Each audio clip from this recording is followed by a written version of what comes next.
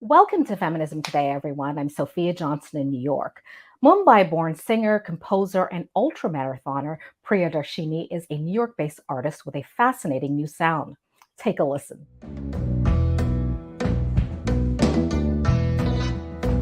जहाँ से सुबह शुरू हुई, जहाँ पर लफ्ज़ हुए खत्म,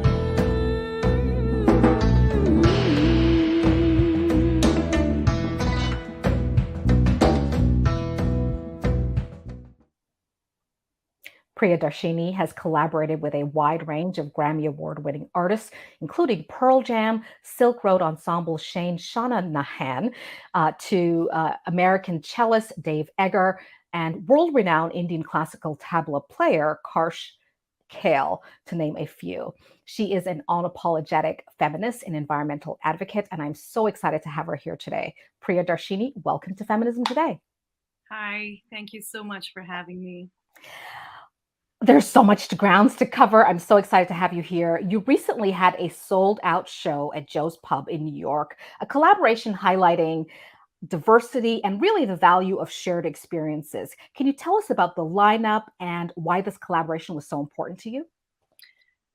Yes, well, the show I just did, I've been doing these regular shows at Joe's Pub, which is one of my favorite venues in New York City to perform.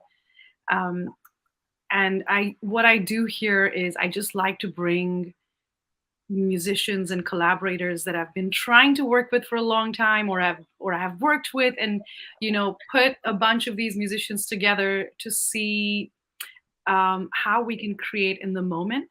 We each bring compositions of our own, and we reinterpret each other's compositions. And a lot of it is it's just very lighthearted. There's a lot of space to just be ourselves. It's a safe space to explore how the music as we want to explore without restrictions. And I believe that this is how we can create conversations that go beyond just getting together and playing a show just because there's a show coming up. Yeah. I think these types of events allow for deeper conversations that we usually don't have the opportunity to have. Right.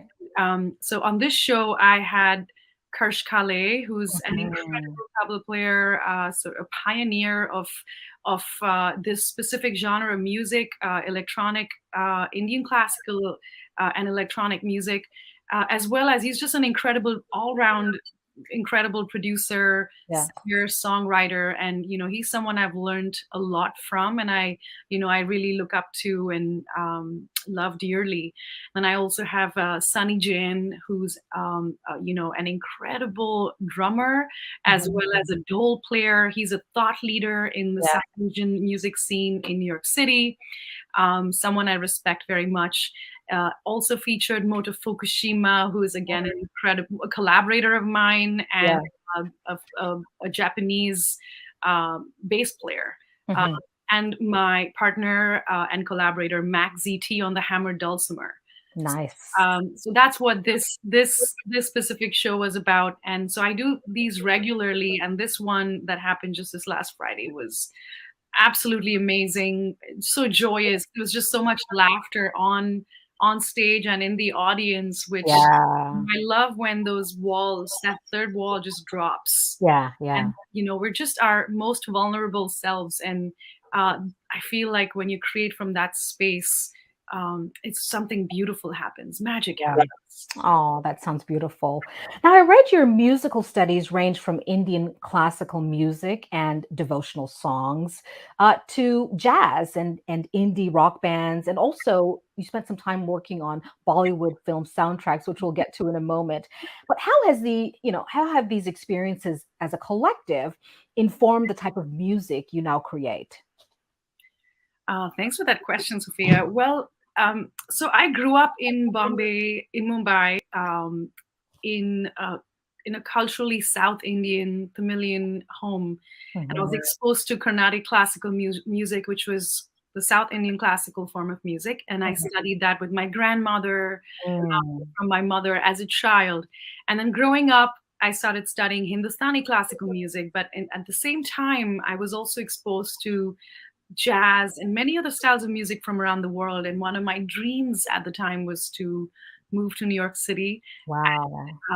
Yeah, growing up, I just dreamt of living in New York City and learning and immersing myself in all these various styles of music that I can only find in a place like New York City. Yeah, yeah. Some of the best musicians from around the world come here, and every time I have a jam session or every time I'm collaborating with an artist, I'm learning from them. So it's my experiences of just having traveled so much and trying to immerse myself in all these different styles of music has certainly found its way into how I think, how I relate to music, how I Mhm. to life, how I navigate life, So, and considering, my music is a reflection of me, it just Yeah.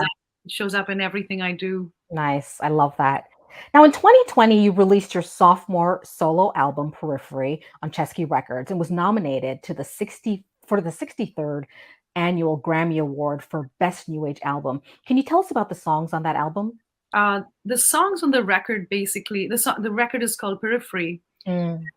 It came about a time when I still am, I suppose, but I was just beginning to start understanding what it means to be an immigrant in this Mhm. country, or what it means to be someone who's left home and now is made a home in a different country. Yeah. Over time, I started to realize I was missing home, or I wasn't really feeling like I fit in here or I fit in there when I go back home. And every time I'd say, "Oh, I miss home," I'd try and go back to visit home, and yet there was something that was missing. So Mm. I was on the periphery of everything, of Yeah. cultures, of communities, and that just I felt very isolated, and I think music is how I process all of my Yeah. feelings and all of my emotions. So this was my natural go-to when Yeah. the when the record deal came about. That's what I was going through, and Yeah. only thing I could talk about authentically. And that's what, so I put that into the record, wrote all these songs literally in the 12 days leading up to the recording. And then we were pretty much also writing while we were recording. A lot of the music on the record is improvised. So it's coming straight from the heart, straight Wow. from what we were all feeling in that moment. Yeah. And I think the very process of recording that album was very healing for me, Yeah. because in the process I realized that it's just, home is not something I can be looking for outside, because no matter what, if I'm always feeling a little lost, or Yeah. I don't belong, it's Yeah. just I'm thinking about it not in the correct way. Yeah. It's I here. had to lean into myself, Yeah. Yeah. Yeah. and that process was really beautiful and powerful, that it led me here. Also, it takes some courage, I think, to live in our time. We had another conversation off camera, but just to be present in our moment, the times that we're living in, but stay true to that nudge you were getting, that spiritual nudge that was telling you, be true to this, recorded in the church. It's going to take 12 hours, 12 days to record this. But be in that moment, be present, and sort of look what manifested, something really quite lovely.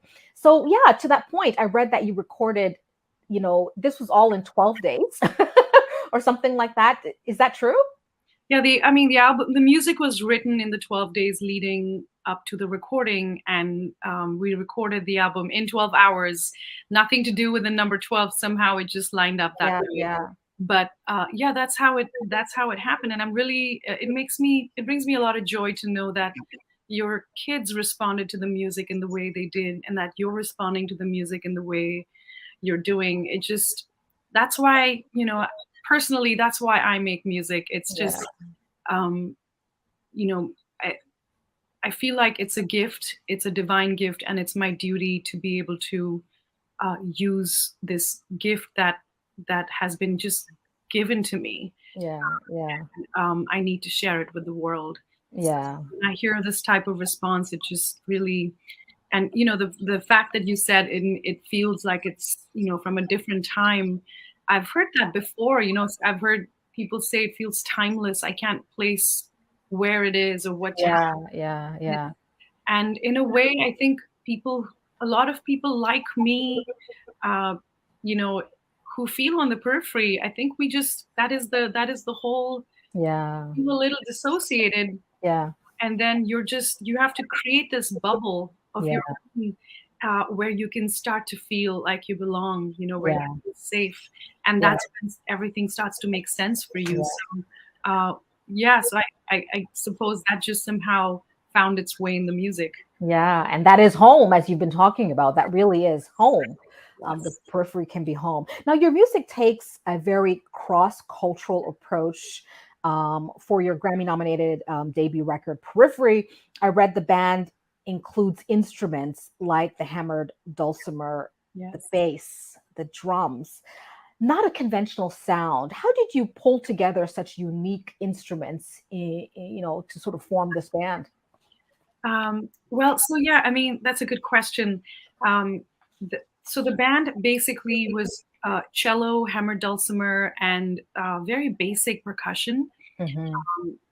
Owing to the type of recording scenario we're going to be recording in the church, the acoustics, we wanted to keep it sort of empty, not empty, but very minimal. Yeah.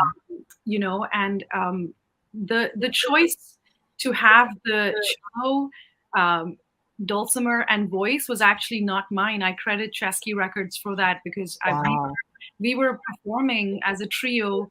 Dave Egger, who's a cellist on the record, uh, Yeah. Max ZT, who's the hammered dulcimer on the record, Hmm.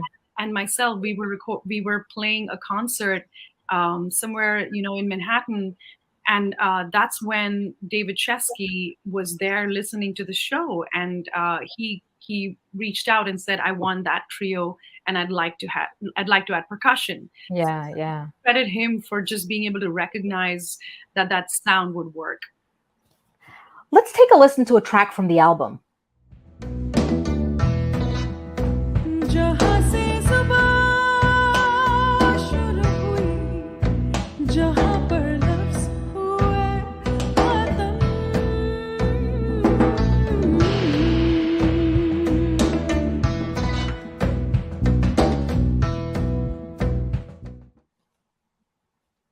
We just listened to the track Jahan, which is a word of Persian origin, but in Urdu and Bengali, it also means world. What does this song tell us about the world? Um, Well, again, this is an exploration of how I'm connecting to what home means to myself. And the lyrics to this song, actually, I collaborated with a very dear friend in Mumbai.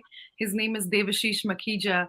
So we wrote the lyrics together, and it's the idea of, again, it doesn't I always fail to translate it in English, and I love that I don't fully have the capacity to translate it in English. I think it's a feeling. And I think that's Mm. what it's trying to say also. Jahan, the world. Sometimes I feel like the song means the world is my home, the universe is Ah, my home, that I am the universe. And I feel like that it encapsulates all of that. yeah, yeah, that's beautiful. Now, you've said elsewhere you are devoted to the music, but that what we're hearing is in part attributed to a deep collaboration with your guru. Can you tell us about the roots of what we're hearing and how that collaboration with your guru sort of translates into what we're hearing? Yeah. When I met my guru, it was just, I knew immediately. We spoke about, he's also an artist, he's a painter, Mm. and we spoke about Western classical music. We spoke about Mozart. He's the biggest Mozart fan I know, and he, Wow. which is rare when you think about pure Indian classical musicians, Yeah. because it takes so much of a lifetime of dedication into the style of music that you don't end up having the amount of time required to listen to several different styles of music. Yeah. Of course, I'm making a very blanket statement here. I recognize that, but it's still, my Guruji has, I really love the fact that he's exposed to so many different styles of music around the world, and that's exactly what I was looking for. Now, you also collaborate with a lot of contemporary musicians, but also take inspiration from different genres. Can we talk a little bit about the music that you're currently listening to? Remember, as a child, I digress, but I'll get back to my answer. Yeah, yeah. As a child, I remember that, I didn't have access to music from around the world, and I was so hungry to learn about cultures and to learn about what what does music sound like in West Africa? What does music sound like in Morocco? What does music sound like in New York? Yeah. And the only way I could listen to this music was if someone was traveling there and bringing back cassettes and tapes for me. Yeah, yeah. So, and then now it's available to me, just I can get online and listen. It's fascinating. I know, the World Wide Web. It's crazy, right? I don't want to ever forget that. I don't want to ever not be fascinated about that idea and not have gratitude for that. Yeah. So yeah, I mean, and living in New York, I have friends and colleagues who are playing so many different styles of music, and I'm listening to their music all the time, and it really I think it's just every style of music that I hear, if there's something that I like about it, it's somehow that I sit and sometimes I'll call my friend and have them teach me what they're playing. So somehow all of that finds its way into my music.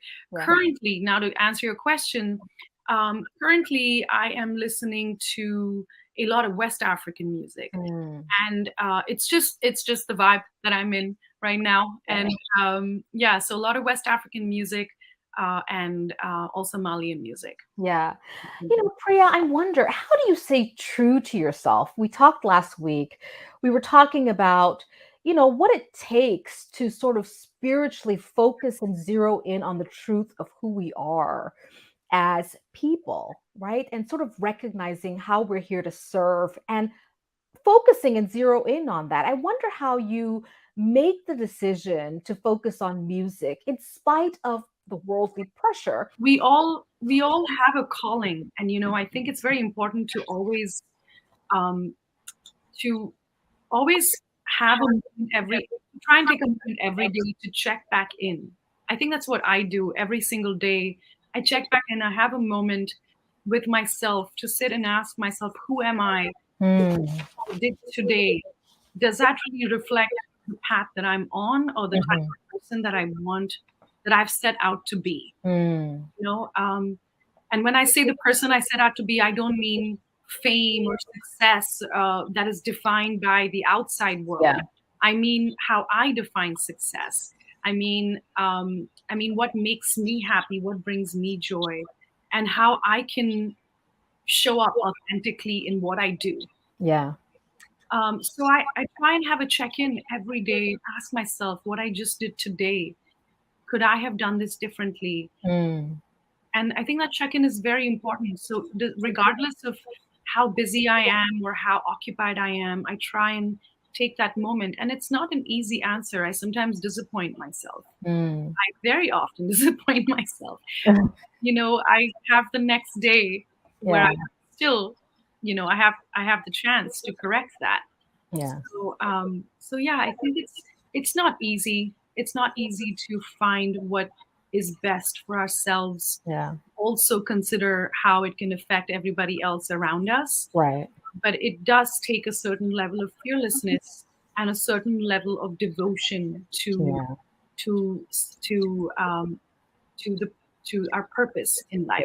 Yeah. Yeah. And I think that purpose in life, with having clarity in what our purpose in life is, really is very helpful. Yeah. It takes time to get there, but and it also changes. Yeah.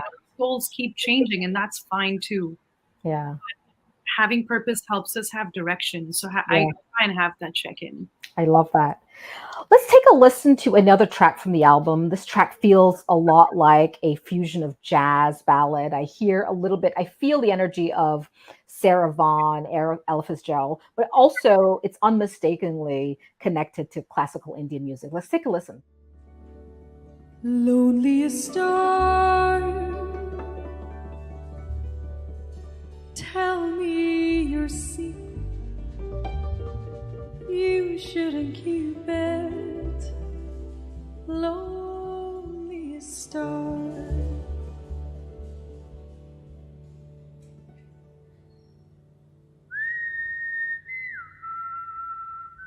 Beautiful. We just listened to Loneliest Star. Can you tell us a little bit about this track? Oh, wow. Well, Loneliest Star is actually one of my favorite songs on the album, and it's every time I've played it live, it's sort of taken so many different shapes and forms, and it's just been so surprising how many different types of people it's connected with. Loneliest Star came from this star that I was researching several years ago. The star is called CX330. I'd read about this star several years ago, and it's a star that is at the edge of our galaxy. Hmm. It's a young star that's kind of going through a growth spurt. You know, it's like shining so brightly, much like we were in our teens, in our youth. And it's going through a growth spurt and it's shining so brightly, and there's no other celestial object around it. So it's like it's sitting alone and just shining so bright. There's something about that star that just really caught my attention, and I just, I was dreaming about that star all the time, and I started to see those qualities in people around me.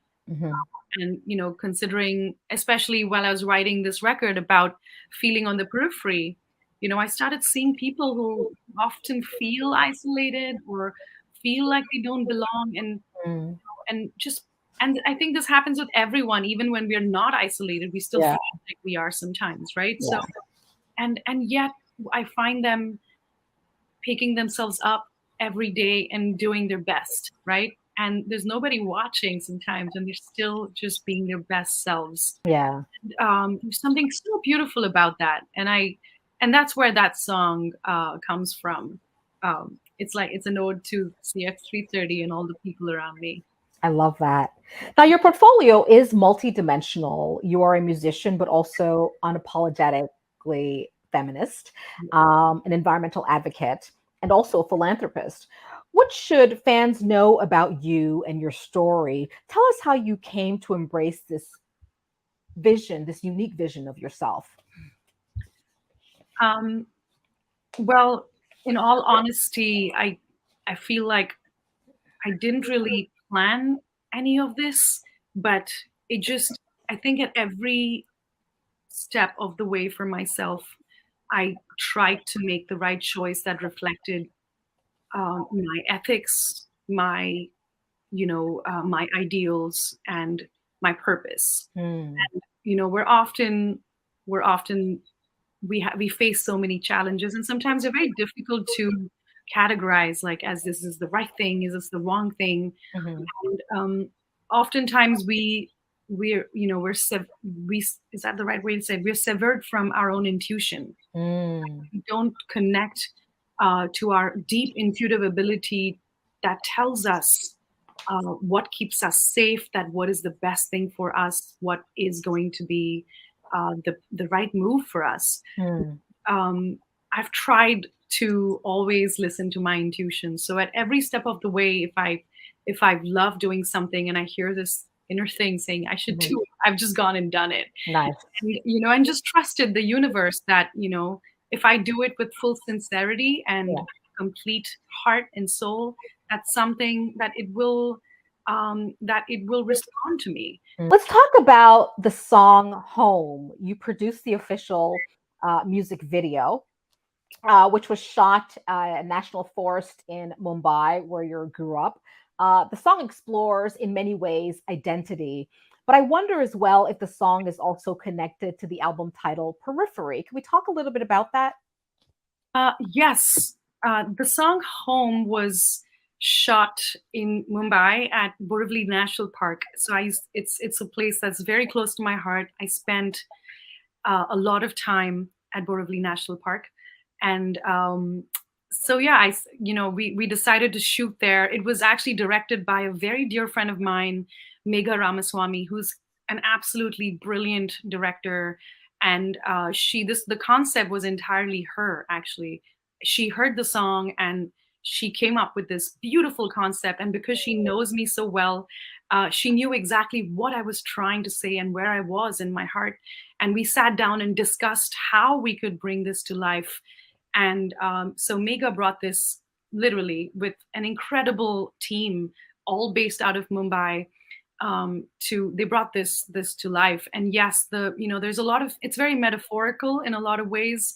If you take a look, you'll see that a lot of it reflects who I am as a person, but Mm. also this exploration of what home is. So it feels very suspended, in a lot of ways. It feels kind of like a painting. Mm. It feels like painting. It feels like it's suspended in time, and it feels like it's yearning to try and find what home means Mhm, mhm.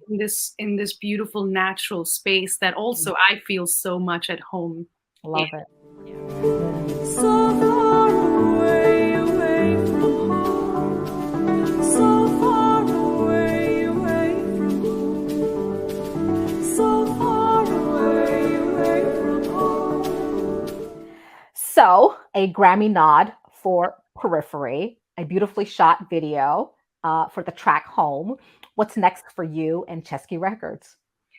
Well, I don't know what's next for me in Chesky Records. I would love to continue working with them because it's just been such an incredible experience. But I am in the process of producing my next record.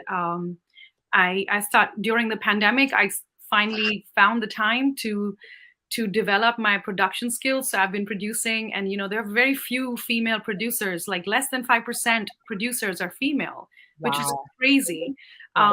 So I've been producing a lot of music, and I'm very excited to be bringing this new style of music. I feel like it's another style I'm exploring now. So that's what I've been working on, and soon, I think this year. I'm very excited. Priya Darshini, singer, songwriter, and nominated Best New Age Album at the 63rd Grammy Annual Awards. Thank you so much for joining us this week. Thank you for having me. And that's it for our program today. Remember, you can follow me and the show on Instagram or Twitter. Thank you so much for watching Feminism Today on Free Speech TV. Join us again next week.